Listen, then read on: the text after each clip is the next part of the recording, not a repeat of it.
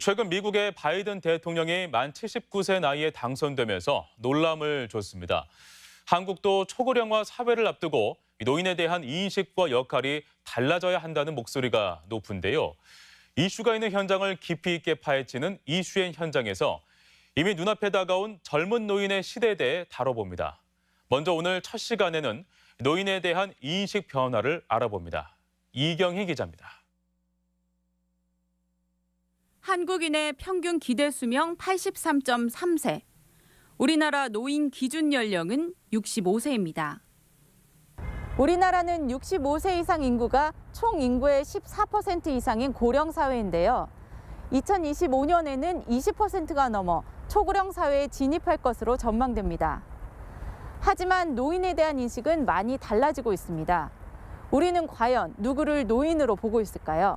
시민들에게 물어봤습니다.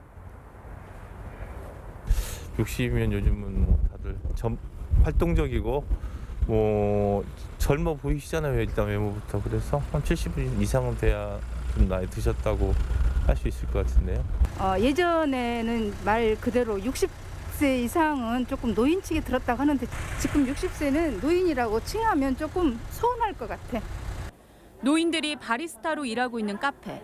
올해 만 65세에 접어든 1956년생 장양천 씨는 자녀들을 모두 결혼시키고 손주까지 봤지만 아직도 마음은 40대입니다. 몸도 건강하고 무료하게 지내고 싶지 않아 카페 일을 시작했습니다. 제2의 인생을 살아가는 것 아니면 이제 우리 딸은 엄마 그거 바리스타 시작해서 엄마 꽃길을 걸은 것 같아요. 내가 기분 좋아하니까. 보건복지부가 지난 2017년에 조사한 결과에 따르면 65세 이상 노인 10명 중 9명은 70세는 넘어야 노인이라고 생각하는 것으로 나타났습니다. 유엔은 이미 10년 전에 연령 분류의 새로운 규정을 발표하고 18세에서 65세를 청년으로 분류하자고 제안하기도 했습니다.